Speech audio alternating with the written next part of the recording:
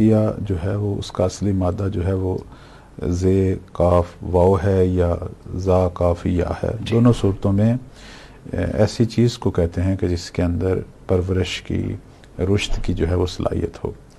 عام طور پر جو ہے عربی لغات کو دیکھا جائے تو ایسی زمین کو کہتے ہیں کہ جو زراعت کے قابل ہو چکی ہو. چونکہ بعض زمینیں ایسی ہوتی ہیں کہ جو بالکل یعنی یوں سمجھ لیں کہ مر چکی ہیں، ان کے اندر جو ہے وہ نمک ہے، پتھر ہیں، اس کے اندر کچھ بھی اگائیں تو وہ اس قابل نہیں ہے کہ وہاں کچھ اگے. لیکن کچھ زمینیں ایسی ہیں کہ جو اب اس مرحلے پر پہنچ چکی ہیں کہ اب اگر اس کے اندر کچھ اگایا جائے تو یہ اگ سکتا ہے. یعنی زمین زمینی ہے، فرق صرف صلاحیت کا ہے.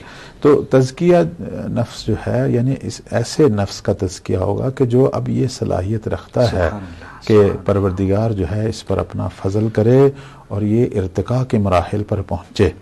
اگر اس سے پہلے اگر وہ اس قابل نہیں ہے، یعنی وہ گناہوں میں غرق ہے اور سیاہ ہو چکا ہے، جیسے ایک چٹانوں سے بھری، سنگلاخ پتھروں سے بھری ہوئی سیاہ زمین، اس میں آپ جو کچھ بھی ڈالیں، بیج ڈالیں، جتنی مرضی بارشیں ہوں، کچھ بھی وہاں سے نہیں ہوتا. لفظ ہمارے یہاں استعمال تو بنجر زمینیں ہیں. تو تزکیہ سے پہلے جو ہے وہ یہ ہے کہ اپنے وجود سے، اپنے قلب سے جو ہے وہ چیزیں دور کرنی چاہیے کہ جو قلب کو، جو ہماری روح کو جو ہے وہ سیاہ کر رہی ہیں.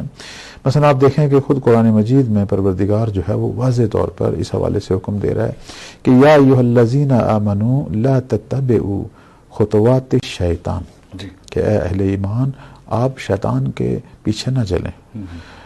وَمَن يَتَّبِعْ خُطُوَاتِ الشَّيْطَانِ، جو شیطان کے پیچھے چلے گا فَإِنَّهُ يَأْمُرُ بِالْفَحْشَاءِ وَالْمُنکَرِ، شیطان کیا کرے گا؟ وہ اسے فحاشیوں کا، بدکاریوں کا اور گناہوں کا حکم دے گا، وہ اسے مبتلا کرے گا.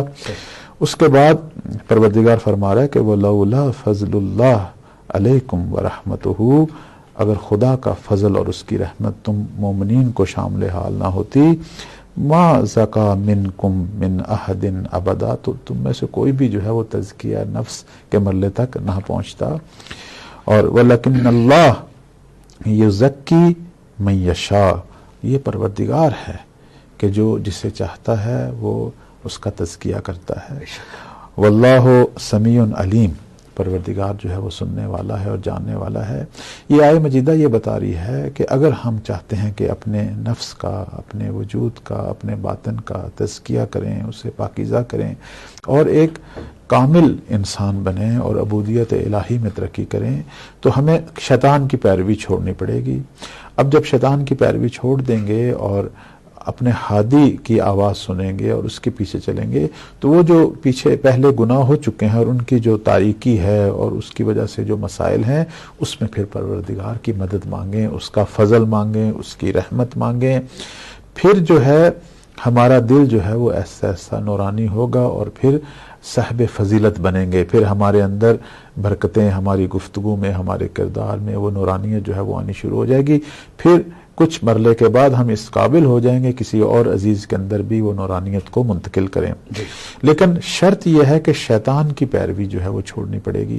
چونکہ اگر ہم اس کی پیروی کریں گے، یعنی روز گناہ بھی کریں اور پھر معافی مانگیں اور پھر اگلے دن پھر اس کی پیروی کریں، اس کو ہمارے ائمہ اور بالخصوص امام حسین علیہ السلام کی لسان مبارک میں جو ہے وہ اسے منافق سے تعبیر کیا گیا کہ یہ مومن کی نشانی نہیں ہے.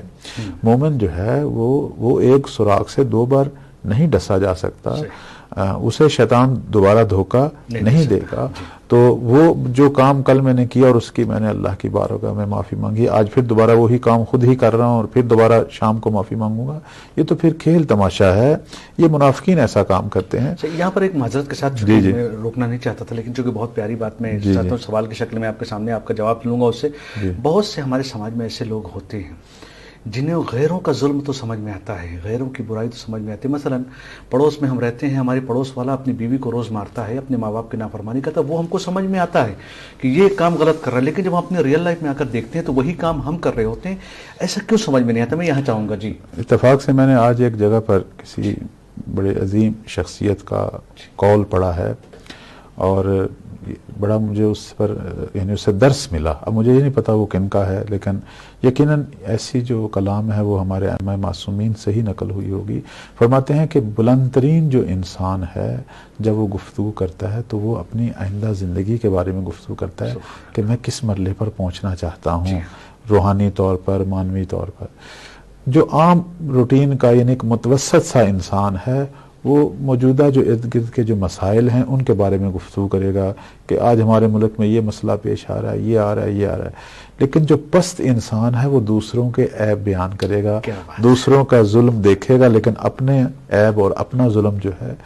تو یہ سب سے بڑا دھوکہ ہے ہمارا. شیطان جو ہے ایک بہت بڑا دھوکہ جو ہمیں دیتا ہے وہ یہی دیتا ہے کہ ہمیں اپنے امور سے غافل کر دیتا ہے اور ہمیں ہمیشہ دوسروں کے امور جو ہیں وہ یاد دلاتا رہتا ہے. وہ یاد دلاتا رہتا ہے. حتیٰ کہ بعض لوگ جو ہیں وہ کہتے ہیں کہ نماز میں بھی ہمیں یہ چیزیں آتی ہیں، یاد آتی ہیں، اور بلکہ بڑی شدت سے یاد آتی ہیں دوسروں کے عیب. تو ان تمام چیزوں میں پناہ مانگنی چاہیے چونکہ شیطان کہ جو حملے ہیں وہاں صرف ہمیں خدا ہی بچا سکتا ہے.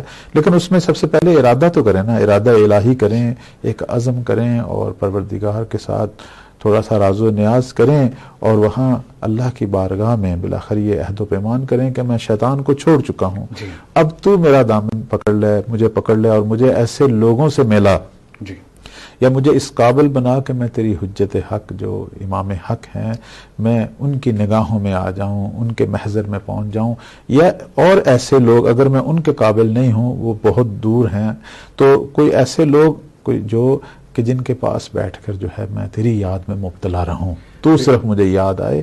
تو اس حوالے سے ہمارے ائمہ معصومین نے ہمیں ایک ہستی کے بارے میں بتایا جو ہمیشہ ہمارے پاس ہوتی ہے، وہ قرآن ہے کہ قرآن مجید سے انس پیدا کریں، قرآن مجید کی مسلسل قرأت کریں، اس سے انس پیدا کریں.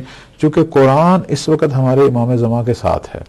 رسول اللہ صلی اللہ علیہ وآلہ وسلم نے جو دو چیزیں چھوڑی تھیں، قرآن اور اہل بیت، اور فرمایا تھا کہ یہ دونوں آپس میں ایک دوسرے سے کبھی جدا نہیں ہوں گے. لن یفترقا حتی یرد علی الحوض، یہاں تک کہ یہ میرے پاس حوض کوثر پر پہنچیں گے، دونوں اکٹھے ہوں گے. تو اس وقت امام زمان اجل اللہ فرجہ شریف جو ہیں وہ ہمارے مربی ہیں، وہ ہادی ہیں، ہماری روحوں کو شفا دینے والے، ہمیں راہ حق کی طرف لے جانے والے.